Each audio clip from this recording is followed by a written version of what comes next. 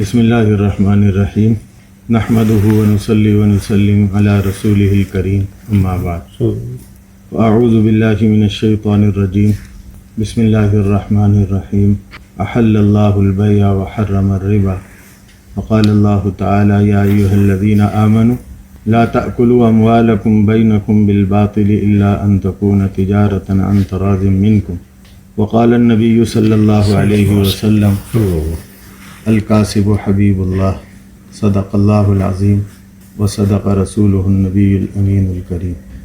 قابل صد احترام میرے بھائیو برادران اسلام، آج کا یہ مبارک موقع ایک مبارک کام کے آغاز کا ہے، اور وہ کام ہے تجارت۔ اللہ تعالیٰ نے اہل ایمان کو جتنے کام کرنے کے حکم دیے ہیں ان میں سب سے پہلے اللہ تعالیٰ نے حکم دیا ہے کہ حلال کھاؤ اور حلال کھلاؤ اور اپنی اولاد کی حلال مال کے ساتھ پرورش کرو، اور خدا نخواستہ اگر مال کی حلت کے اندر کوتاہی ہو جائے تو بہت بڑی محرومی اور خسارے کی بات ہے۔ اور جو مال کے حلال ہونے کا طریقہ اللہ تعالیٰ نے بیان فرمایا ہے وہ تجارت کو ذریعہ بنایا ہے، اور تجارت کے اندر ایک دوسرے سے لین دین باہمی رضامندی کے ساتھ ہوتا ہے اور خوشی کے ساتھ ہوتا ہے، الا ان تکون تجارتا عن تراض منکم۔ تو اللہ تعالیٰ نے یہ بہت مبارک عمل اہل ایمان کو دیا ہے۔ اموال کے حصول کے ذرائع جائز بھی ہیں، ناجائز بھی ہیں، حلال بھی ہیں، حرام بھی ہیں۔ اللہ تعالیٰ نے بیع کو حلال کیا، خرید و فروخت کو حلال کیا، اور سود کو اللہ تعالیٰ نے حرام کیا۔ اللہ تعالیٰ نے ایمان والوں کو حرام سے بچنے کا بھی حکم دیا ہے اور حلال کو اختیار کرنے کا بھی حکم دیا۔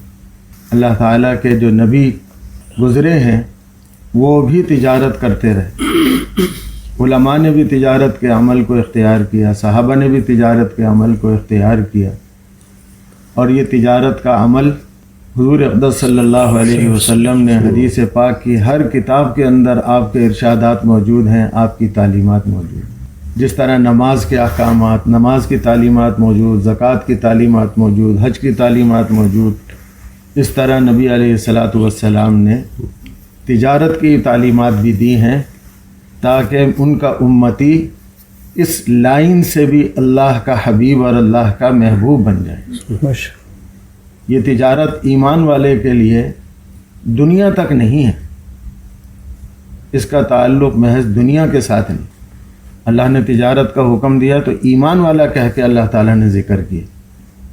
تو جب آپ علیہ الصلاۃ والسلام کی سنت کے مطابق یہ تجارت کا عمل کیا جائے گا تو اس کے ذریعے سے اللہ تعالیٰ کا تقرب ملے گا۔ میرے والد صاحب حضرت شیخ نور اللہ مرقدہ کے خلیفہ ہیں، تجارت کرتے تھے، نماز کے وقت پر دکان بند کر دیا کرتے تھے، اور حضرت شیخ نے ان کا سارا سلوک وہ تجارت کی لائن سے طے کروایا۔